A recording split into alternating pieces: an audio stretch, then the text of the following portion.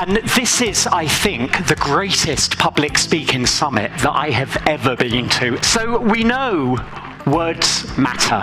We know words can make the difference between success or failure. We know in extremis words can make the difference between life or death. Communication is critical to leadership. You simply cannot be a great leader without being a great communicator. But leadership is fundamentally about inspiring people, influencing people, energizing people, all of which places a premium on communication. Communication represents the make or break point between success or failure. I want to talk to you about the language of leadership.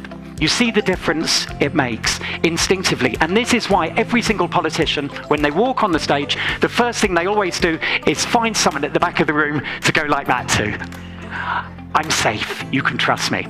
So that's the instinctive part of the brain. Body language, very important there. There are other things which are very important, things like empathy, things like metaphors. They all speak to our instincts, but that's the instinctive part of the brain.